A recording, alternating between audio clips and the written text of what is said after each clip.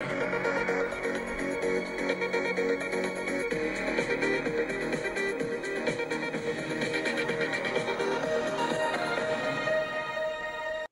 afternoon, welcome to Joe's Bus Train Plane Lift Adventures news here on Joe's Bus Train Plane Lift Adventures.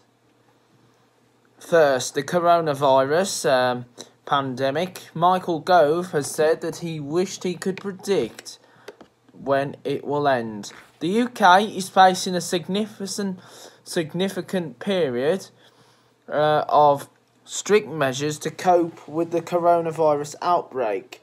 Cabinet Office Manager Michael Gove has said he declined to predict exactly how long instructions to stay at home could last, saying the date the virus peaked would depend on how people behaved. Mr. Gove said it was vitally important to follow social distancing rules. The number of people who have died with the virus in the UK has reached to 1,228 and an increase of 209 since yesterday. There are now 19,522 confirmed cases in the UK. The latest figures are shown. The 190 people who have died in England in the last day were aged between 39 and 105. The NHS has said all of them had underlying health conditions, apart from 4 who were aged between 57 and 87. It comes that the Prime Minister, Boris Johnson, has written to all UK households saying the crisis will get worse before it gets better. In a letter being sent to 30 million homes, the Prime Minister warned stricter restrictions could be put in place if necessary. Tough measures to tackle the spread of the coronavirus, including a ban on public gatherings and more than 2 people and the closure of shops selling non-essential goods, were introduced last week. People could still go out for 1 half an hour exercise. That will not stop people.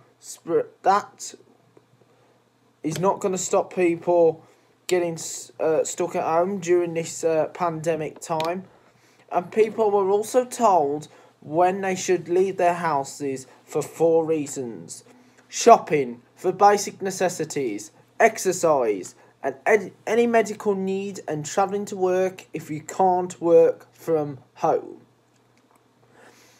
Experts expect coronavirus cases and deaths are to keep rising for the next 2 to 3 weeks before the effects of social distancing measures and restrictions on everyday life began to have an impact. How long is this going to last? Asked on the BBC's Andrew Marsh show today how long the measures might go on for, Mr. Gove said, I can't make an accurate prediction, but everyone, I think, does have to prepare for a significant period when these measures are still in place. I wish I could predict when this will end, but it's vitally important that at the moment and for weeks ahead, the people should maintain the strict and social distancing guidelines that have been laid out. Mr. Gove has said that peak of the crisis would depend on all of our behaviour, and it's not a fixed point, a date in the calendar, he said. It is something that all of us can affect by our actions. And you can also research that on the BBC website. So anyway, here's a broadcast report from Michael. Here's a broadcast report from Michael Gove.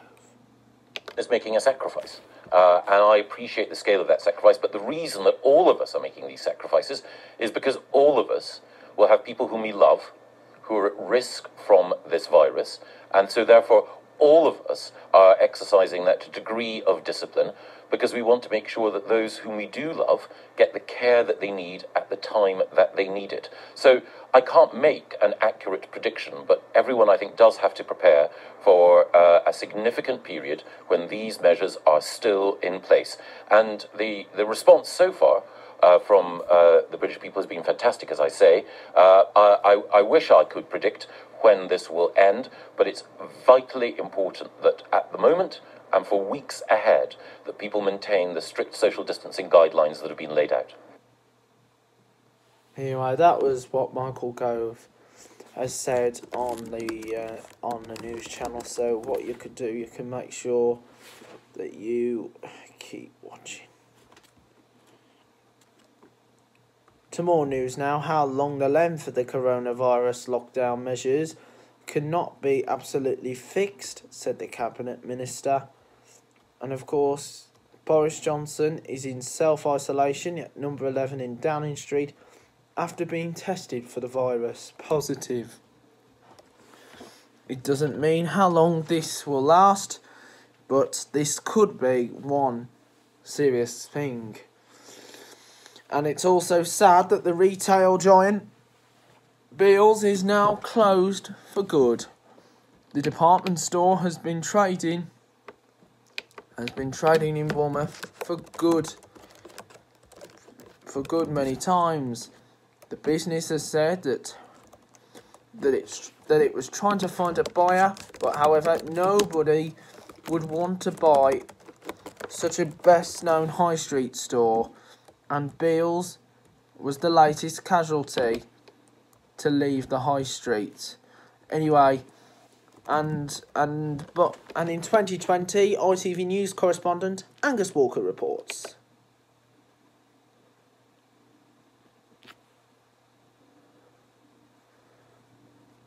Just waiting for a moment for Angus to reply. So anyway, here's our ITV News correspondent. Here's the ITV News correspondent, Angus Walker. There's been a Bealls in Bournemouth for as long as anyone can remember. The shop first opened its doors in 1881, when Queen Victoria was on the throne. But now the much-loved department store could end up being consigned to high street history. All 23 shops in the chain are going into administration. It's a great shame because the town loses part of its history, I feel. I think the internet has a lot to do with it, and also the business rates mean that they can't compete. On this high street, like so many others, times are changing. What about the shopping experience? Do you think that is now outdated? I do. I think it's going online, and I think online is a good way to go. I prefer to be in the department store because I cannot use the computer, and you can try them on. If it doesn't fit, you can always return them. In the year to last March, Bealls made a loss of £3.1 million. Around 1,000 jobs are now at risk. In 2019, 140,000 jobs were lost in the retail sector, and Bealls is only the latest department store to get into trouble. Debenhams and House of Fraser both fell into administration in recent years before being rescued by investors. I think if you look at the Treasury Select Committee report that was published just before Christmas, it sets out quite clearly what the government should do to help the retail world. And certainly with the upcoming rating revaluation, the 2021 revaluation, it's within the government's gift to do something. And quite honestly, if they don't, then the demise of the high street will continue apace. Disappointing sales figures hit many retailers over the festive period. But for Bealls, it was perhaps the final blow. But all 23 shops will remain open while the hunt goes on for a buyer. Angus Walker, ITV News, Bournemouth. Anyway, that was Angus Walker reporting from 2020 in January. You can also catch up with more of those updates on the ITV website. Anyway, now let's take a look at the weather where you are for the remainder of this week on the weather from where you are. And also this could be unaffected.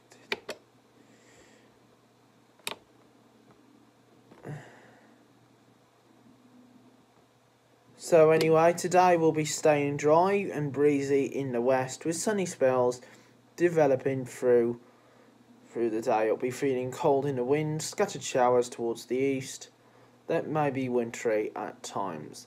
The outlook for Monday to Wednesday, cold and breezy, but Monday with scattered showers across the eastern areas, lighter winds Tuesday and Wednesday, with temperatures recovering slightly but also largely cloudy with a few light showers. A temporary mortuary is to be built at Birmingham Airport ahead of a predicted rise in the number of coronavirus fatalities. The facility, which will be based in a hangar, could ultimately accommodate all deaths across the West Midlands, including those not related to coronavirus. There's been 1,500 deaths which will be accommodated at the airport, which will be expanding to hold more.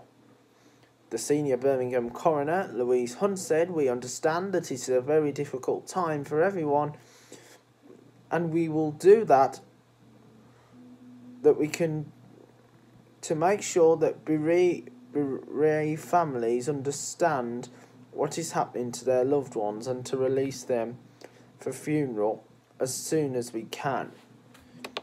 Assistant, and of course you can check all that on these local websites.